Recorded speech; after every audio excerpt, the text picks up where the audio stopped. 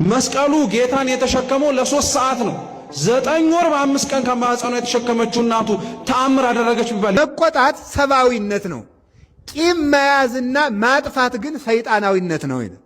መቆጣት ሰብአዊ። እግዚአብሔር ክፉ ነገሮች ወደኛ ሲመጡ ዝም የሚላቸው ዋናው ምክንያት ምንድነው ሲባል እነዚያ ነገሮች እንኳን ቢሆን አስፈራው መጀመሪያ አምላኩን ለማወቅ መሞከር ያለበት አምላኩ ደስ እንዲሰኝበት ነው። ስለራሳችሁ ደስታ ስለራሳችን ደስታ በጣም በህይወት ዘመናችሁ በጣም እንድትጠነቀቁበት ከምፈልገው መሰረታዊ አንድ ነገር ነው የምነግራችሁ። ይሄን ቪዲዮ ጸሎት ዋናው አጥር ነው።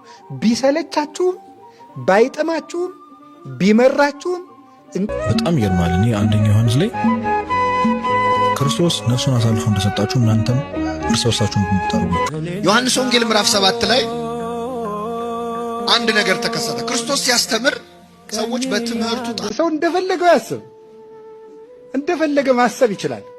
ብቻ ልንገራችሁ፣ ሰዎች ስለገመቱን የሚበላሽ ማንነት እንደፈለገው ያስብ፣ እንደፈለገ ማሰብ ይችላል።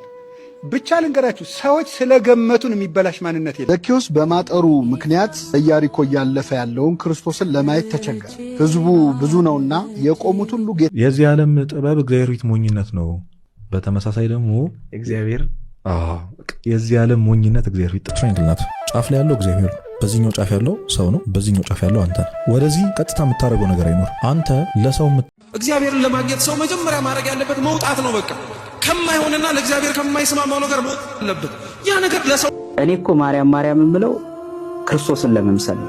ምክንያቱም ክርስቶስ ሲጠራ ያደገው ሰው ሲወለድ ለራሱ ከፍተኛ የሆነ ፍቅር ያለው ሰው ራሱ ማውራት የሚፈልግ እሱን የሚያመሰግን ሰው። አንዳንድ ሰው ተሰሙት እንደው በሚዲያ ሁሉ ይነገራል። እግዚአብሔር ባርኮኝ ቀድሶኝ ይሄው 3 ልጆች አሉ፣ 3ቱም አግብተዋል።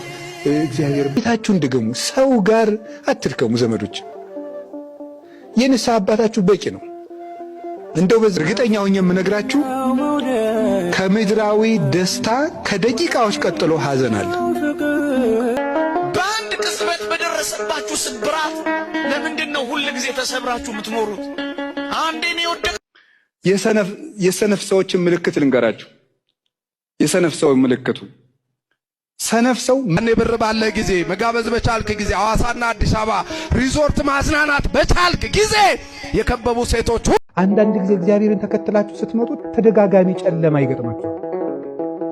ይበራልኛል ስትሉ እንዲያውም ይገርማችኋል። ሰው ተቀምጦ ሲነብ ሳለ ያላሰበውን ኃጢአት የጸሎት መጽሐፍ ሲይዝ ያስበዋል። በየቀኑ ጧጧ ስትሄዱ እንደዚህ እያላችሁ መኪና ውስጥም ስትሄዱ እንደዚህ ይበሉ። ነግሬያችኋለሁ እንዳትረሱ። እመኒ ወደቁ